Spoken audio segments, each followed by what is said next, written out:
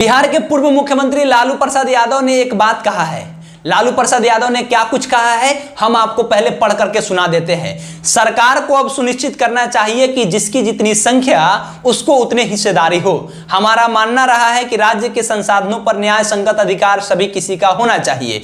केंद्र में 2024 में अगर हमारी सरकार आती है तो हम पूरे देश में जाति आधारित गणना कराएंगे। ये लालू प्रसाद यादव ने कहा है और ये हम संदर्भ भी दे रहे हैं कि ये बीबीसी पर साफ तौर पर लिखा गया है और ये लालू प्रसाद यादव का कहना है। मतलब लालू यादव का मानना है कि जिसकी जितनी संख्या है उसको उतना हिस्सेदारी मिलना चाहिए। यानी यादवों की संख्या अगर 14.26% है तो यादवों को 14% आरक्षण मिलना चाहिए। अगर ओबीसी को पूरा 65% है आबादी तो वो 65% उन्हें मिलना चाहिए। अगर बात किया जाए एससी एसटी की तो एससी एसटी की जितनी परसेंटेज है उसे उतना परसेंट आरक्षण मिलना चाहिए। ईडब्ल्यूएस को जितना परसेंट उसकी आबादी है उसको उतना परसेंट आरक्षण मिलना चाहिए। ये इनका कहना है लालू प्रसाद यादव का। ये बड़ी बातें हैं। अगर 2024 के चुनाव में पूरे देश में जाति आधारित गणना हो जाता है कि किस जाति के कितने लोग हैं, हालांकि बिहार में हो गया, बिहार के साथ तमिलनाडु में हो गया और भी एक आध राज्य है जहां पर अभी प्रोसेस लगा हुआ है। उत्तर प्रदेश में अखिलेश प्रसाद यादव आवाज को बुलंद कर रहे हैं, वहां भी हो रहा है। अगर इस तरीके से देखा जाए तो पूरे बिहार में नहीं पूरे देश में अगर जाति आधारित गणना अगर हो जाता है तो इससे पता चलेगा किस जाति के कितने लोग हैं और उस जाति को कितना परसेंट आरक्षण मिलना चाहिए, उस जाति को कितना लाभ मिलना चाहिए, उस जाति के कितना लोग विधानसभा में होने चाहिए, उस जाति के कितना लोग लोकसभा में होना चाहिए, उस जाति के कितना लोग विधान परिषद में होना चाहिए, उस जाति के कितना लोग जो है राज्यसभा में होना चाहिए, उस जाति के कितना लोग कोर्ट में होना चाहिए, उस जाति के कितना लोग प्रशासन में होना चाहिए। ये सब कुछ जब क्लियर हो जाएगा तो भारत का चौमुखी विकास होगा।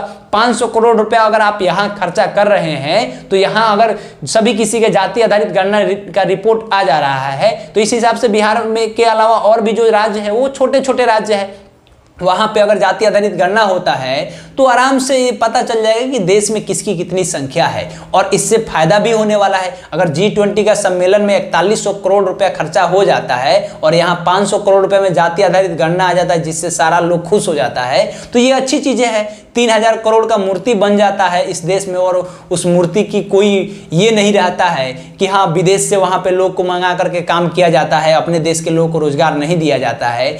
और उसके अलावा ना जाने कितने ऐसे चीजें जहां पर पैसे बर्बाद होते हैं। तो आखिर में जाति आधारित गणना से क्या दिक्कत है? जाति आधारित गणना होना चाहिए और पूरे देश में होना चाहिए जिससे फायदा होगा कि कौन जाति का कितना लोग है और किसको कहां रहना है। लालू यादव इस आवाज को बुलंद कर रहे हैं, साथ साथ अखिलेश प्रसाद यादव भी इसमें हाँ में हाँ मिला रहे हैं। अब देखना यह है कि तमिलनाडु के मुख्यमंत्री ने तो पहले ही करा दिया है, तमिलनाडु में हो गया है, यहां हो गया, इसके साथ उत्तर प्रदेश में प्रोसेस में लगा हुआ है। इस तरीके से अगर पूरे देश में जाति आधारित गणना हो जाता है तो हमको नहीं लगता है कि कहीं भी ये लड़ाई अब आने वाले समय में आरक्षण को लेकर के होगा, क्योंकि आपने देखा होगा कि पिछले दिनों आरक्षण को लेकर के लड़ाई अभी भी 120 दिन से ज्यादा हो गया। मणिपुर में अभी भी आरक्षण को लेकर के लड़ाई चल रहा है, वहां क्या क्या हुआ आपको बताने की जरूरत नहीं है। तो जाति आधारित गणना होने से फायदा भी है और जाति आधारित होने से यह भी फायदा होगा कि हर जाति के लोग को जो समस्याएं हैं वो समस्याएं भी धीरे धीरे खत्म हो जाएगी अगर उनके समाज के लोग आ जाएंगे तो। क्योंकि एक समुदाय अगर एक वर्ग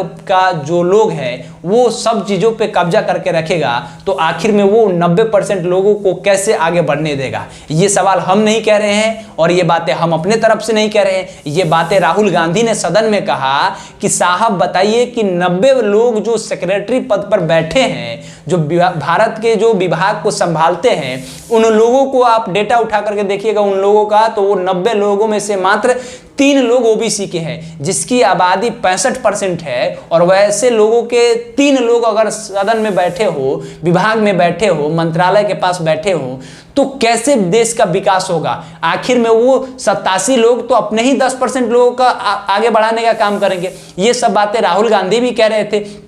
तो इससे जाहिर होता है कि 2024 के चुनाव में अगर ये सब चीजें लागू कराया जाए, 2024 में अगर राजद के अलावा मतलब कहा जाए तो भारतीय जनता पार्टी के अलावा, माफी चाहेंगे, अगर 2024 के चुनाव में भारतीय जनता पार्टी के अलावा किसी भी पार्टी की यानी इंडिया गठबंधन की सरकार बनती है तो ये साफ तौर पे है कि जाति आधारित गणना पूरे देश में होगा। और केंद्र सरकार अगर सहमति दे देती है तो जाति आधारित गणना से सब किसी का विकास होगा।